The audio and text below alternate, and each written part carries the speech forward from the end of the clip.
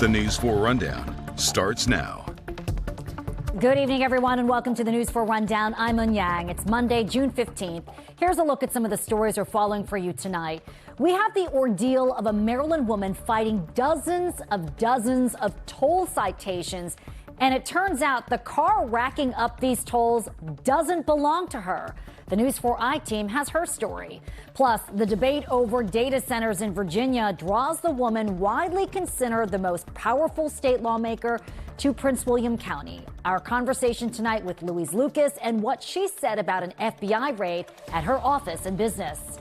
And then, just days after the reflecting pool was painted American flag pool blue, visitors are now seeing green.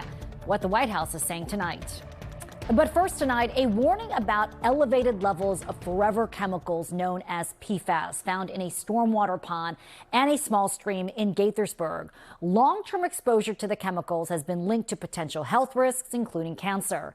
As News 4's Paul Wagner explains, Montgomery County officials say drinking water is safe, but residents should stay away from that specific area. Good evening. This fence was set up behind me here late this afternoon to keep people from going into the storm water pond behind me. That's where they found those elevated levels of that PFAS. And they don't want anybody to go into this pond. They don't want you to swim in it, take fish out of it, or let your dog go into it. And officials believe that those elevated levels of PFAS came from foam that was used by firefighters at the Fire Training Academy, which was just up the road here and closed down more than 10 years ago. The elevated levels of PFAS were first discovered in April, and after further testing, county officials decided to alert the public, issuing a water contact advisory. Today, county leaders closed off the stormwater pond, distributed flyers in the surrounding neighborhoods, and erected signs near the Muddy Branch stream.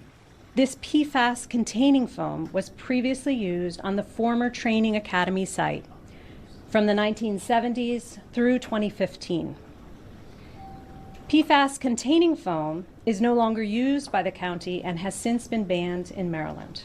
In 2023, the county filed a lawsuit against the manufacturers of the foam, claiming these companies knew of the risks and failed to warn the public.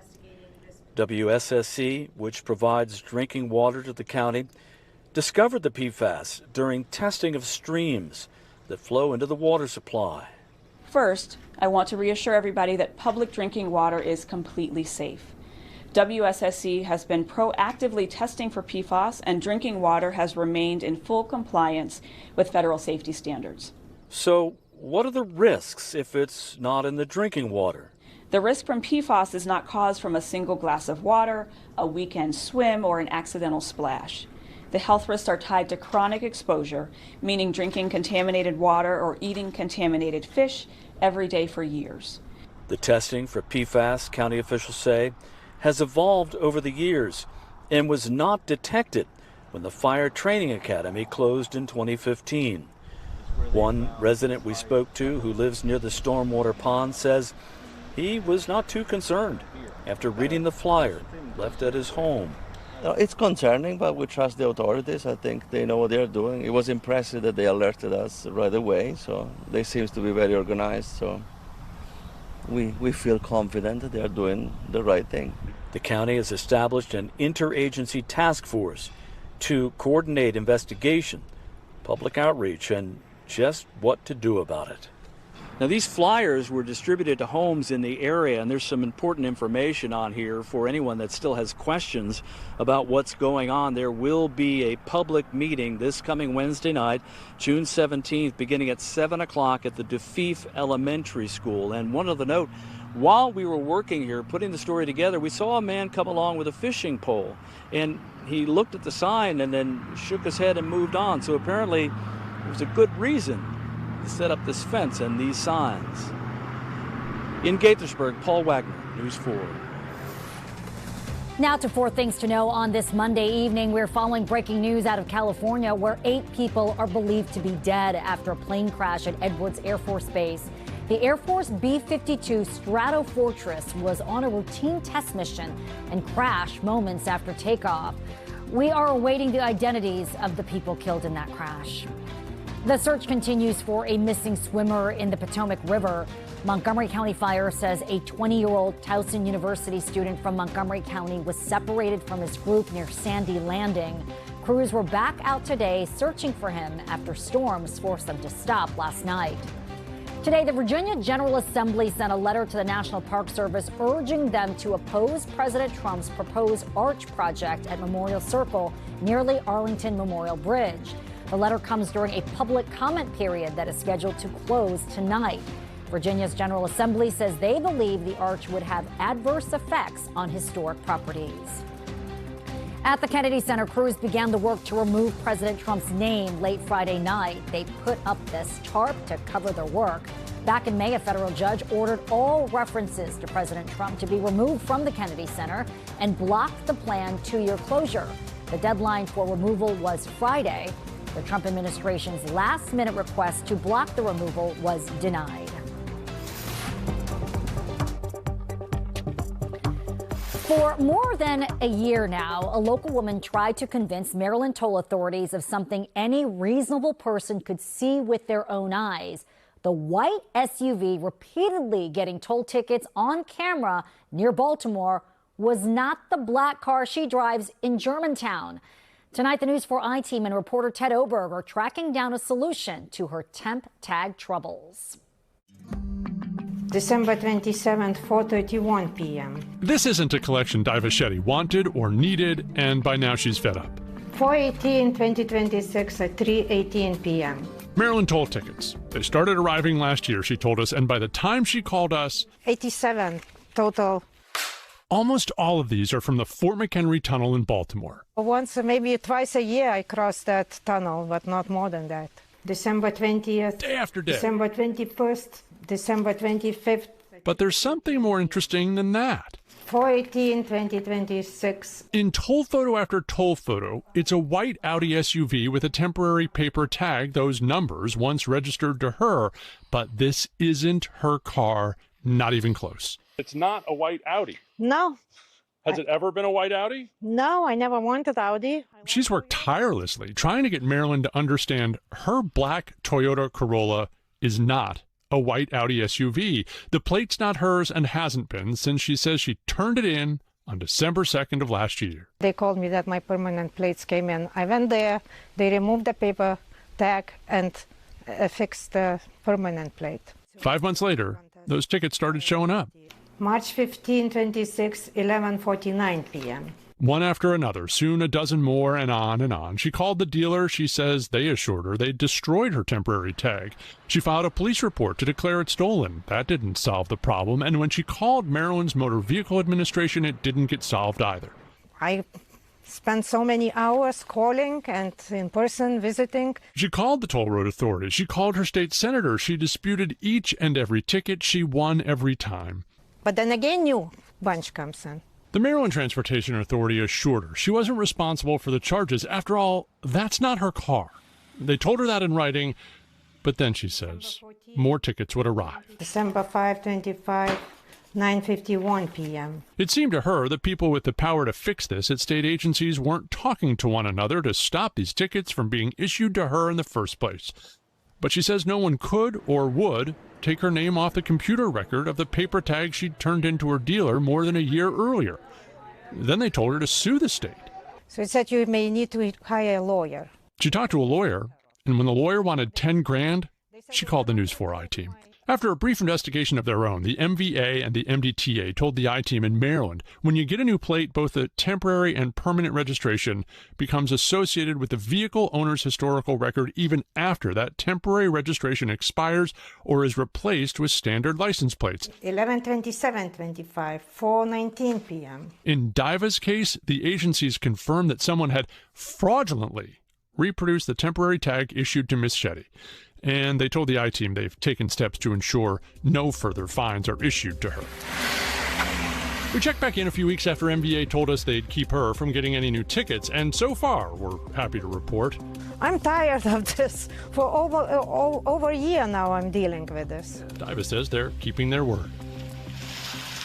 Finally, no more tickets to read at that kitchen counter. The Maryland Motor Vehicle Administration told the I-Team similar incidents with temporary tags, get this, have been investigated 345 times at toll facilities since 2024, and that MVA is an administrative agency, meaning they don't have the enforcement power to go after whoever is driving that Audi allegedly using the fraudulent tag. We really wanted to figure out why the Maryland agencies couldn't just take her name off that old record, and they said Maryland law prevents them from doing that, and the only way they could take her name off it was to get that lawyer and go to court, which would have cost thousands. So most of us aren't going to have $10,000 to hire a lawyer. They don't have Ted Oberg to call right away on speed dial. You can call anytime. So what can we do to protect ourselves? This must be maddening for Machete. Look, it was maddening for her and likely maddening for anyone who's going through something similar, right? But to prevent the fraudulent use of any of these paper tags, MVA encourages vehicle owners to keep the documentation of when they got rid of it and turned it back to the dealer when they get their metal tags. You can also ask your dealer to shred it right there in front of you, and it won't solve every problem, but it could be one way just to make sure those temporary tags are gone. Right, but 345 cases and counting, right? A lot of people dealing with this. It is a lot of people, and you'd think at some point there'd be someone who could look into that and figure out who's doing it and maybe who's responsible for the tolls that she doesn't have to pay. All right, Ted Oberg, thanks so much. Thank you. You made her case go away, so that was hopeful. One at a time. Well, tomorrow is primary day in the district for one of the most consequential election cycles since the start of home rule. D.C. voters are picking nominees to replace an outgoing mayor, delegate to Congress, and outgoing members of the D.C. Council. There is also the possibility of as many as 3 special elections in the next year, along with the unknown impact of ranked choice voting, which is making its D.C. debut. Tonight, News 4's Mark Seagraves has a look at what's at stake and what voters can expect. Nearly 60,000 D.C. residents have already voted, whether by mail, drop-off ballots, or early in-person voting. Now it comes down to Election Day tomorrow. This election will bring turnover in at least 5 races. Mayor Bowser's decision not to seek another term means a new mayor. There are 7 candidates on the Democratic primary ballot for mayor, including the 2 leading candidates who faced off in a live News 4 forum. Then there's the race to fill Eleanor Holmes Norton's seat as D.C.'s non-voting delegate to Congress. 5 candidates, including 2 current council members, are vying for that seat. In Ward 1, where Brianne Nadeau is not seeking re-election, 5 candidates are running. Then the 2 at-large races. One to replace Anita Bonds, who is retiring. There are 9 candidates in that race. And the very last race on the ballot is the special election to fill the seat vacated by Kenyon McDuffie when he had to change party affiliation to run for mayor. 3 candidates are running for that seat. The wild card in all these races is ranked choice voting, which D.C. is using for the very first time. This could lead to longer wait times at polling stations and delays in getting results after election night. And once the primary is over, there could still be more turnover, with as many as 3 special elections in the next year, if any of the current council members running win higher office, and if Councilmember Trayon White is found guilty in his bribery trial this fall. All told, D.C. could see as many as 8 new elected officials next year, including mayor, and as many as 6 of the 13 council seats turning over. In the district, Mark Seagraves, News 4. The News 4 I-Team will be on voter patrol as you head to the polls tomorrow. If you see anything they should be looking into, reach out at the number or email on your screen right now. The number is 202-885-4444 or tips@news4iteam.com. Still to come tonight on the News 4 Rundown, our one-on-one conversation with Virginia lawmaker Louise Lucas. She is widely considered the most powerful state lawmaker. What she said this afternoon about a looming partial state government shutdown, for growing debate on data centers, and FBI raid at her office and business. And just days after President Trump touted the American blue paint job at the reflecting pool, the water appears to be green. We have reaction from the White House. And Doug Kammerer tracking a beautiful kickoff to the work week. Yeah, it really was a great day out there. Temperatures in the 70s to low 80s, just gorgeous, especially when you consider we were 96 yesterday, but cool conditions across the area tonight. I'll show you what that means to your Tuesday, and we'll talk about the rest of the week. See you back here in a minute. Metro continues to prepare commuters ahead of a major disruption this summer. From July 6th to September 6th, there will be no rail service between North Bethesda and Friendship Heights. Top transportation officials were together today at the Bethesda station to talk about the upcoming 2-month closure on the Red Line. Metro GM Randy Clark urged riders to use free shuttle buses that will have their own dedicated lanes along parts of Rockville Pike and Wisconsin Avenue. We expect people to budget an extra 20 to 25 minutes of their time, depending on their travel. And again, work with us, let us know where we're hitting the mark or not, and we'll adjust as accordingly. There will be local shuttle buses that make many stops and express buses that offer faster trips. This 2-month closure is for maintenance and to build a mezzanine that connects Maryland's Purple Line project to the Bethesda station. Just days after the reflecting pool makeover to American flag blue was unveiled, visitors are now seeing green. Take a look at what the reflecting pool looks like this afternoon. Very green there. It seems like the algae problem may have returned. As you can see, workers were out there cleaning up the water. The reflecting pool was drained and repainted over the past 6 weeks in an attempt to fix long-term issues that cause leaking and also resurface the pool to this new blue color. President Trump said the project cost approximately $14 million. An Interior Department spokesperson told CNN the algae is residual and a normal part of the early process of restarting operations.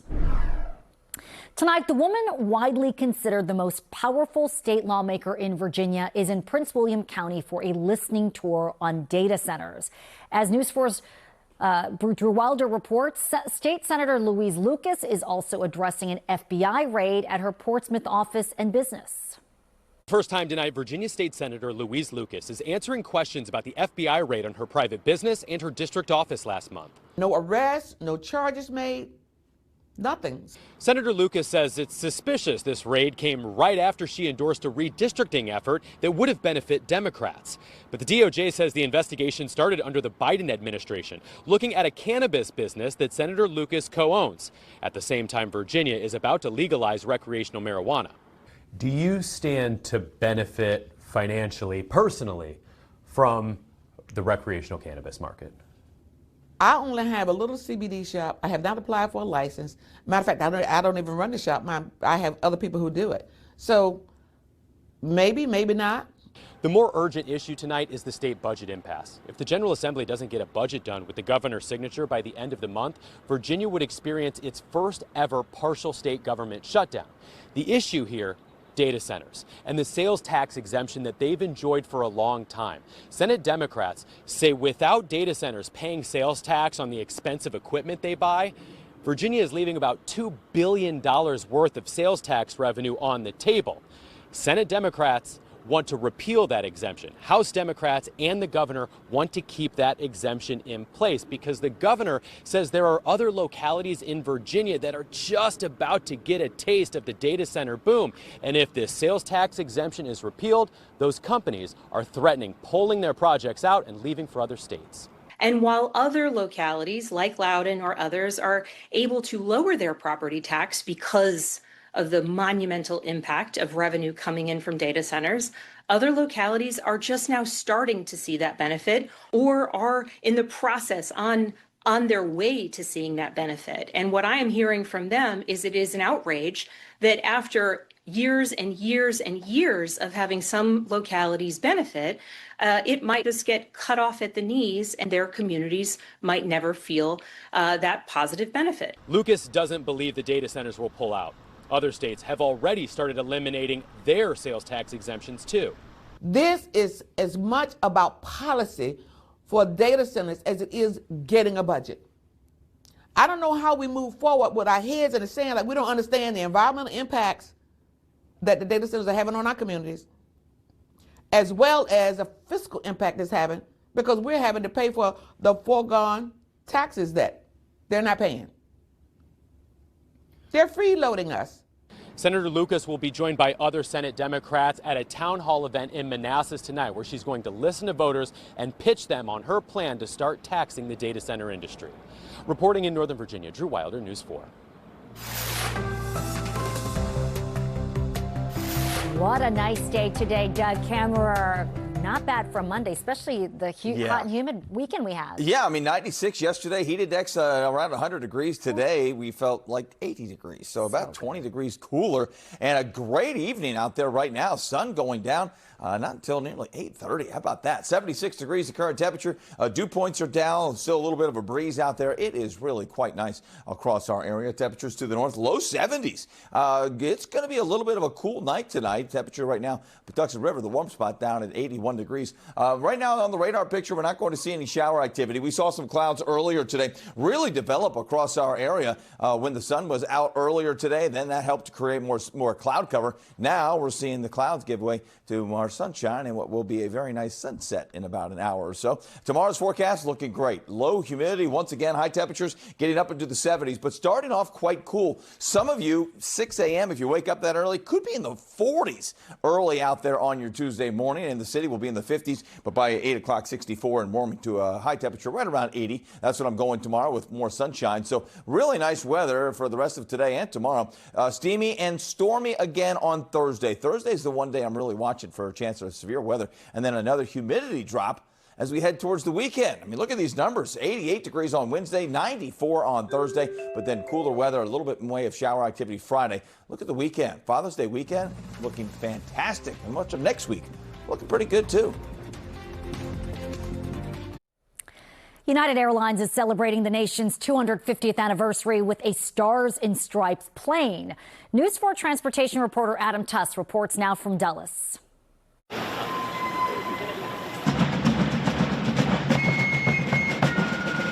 With pomp and pageantry on full display at Dulles, United unveiling its America 250 Stars and Stripes livery paint job to ring in the nation's upcoming birthday. We are going to have a great American birthday. At the event, U.S. Transportation Secretary Sean Duffy making these comments about transforming Dulles as a whole. Sometimes our airport here doesn't represent how great our country is. It needs a major facelift. That is underway. So we asked Secretary Duffy directly about that timeline. We are working on plans, right? And when the time is right, we'll announce what's going to happen here. But again, this airport needs some tender, loving care. So sometime soon? We're moving. You'll see rendering sometime soon. Yeah, really hearing from these top officials for the first time about plans to expand Dulles International Airport here. Everything from larger concourses, new ticketing areas, maybe a new runway, and the negotiations, we are told, are happening behind the scenes. Now we're going to make it larger as a result of the intervention of the White House and the Secretary. Airports Authority CEO Jack Potter specifically talking about widening the iconic main terminal here at Dulles. A completely new and refurbished main terminal, paying honor to the Saarinen history and the architecture. We think it's fabulous, so we're going to pay honor to that. And then we're going to, again, build that terminal out. Now, by some estimates, the plan is to spend over $20 billion on this renovation. Sources say airlines will likely have to sign off on higher costs to help build this, and ultimately some of that cost could get passed down to passengers. At Dulles International, Adam Tuss, News 4. And that is going to do it for the News 4 Rundown for this Monday night. Thanks for joining us. Be sure to join us tonight again for News 4 at 11. For now, I'm Un Yang. Have a great night, everyone.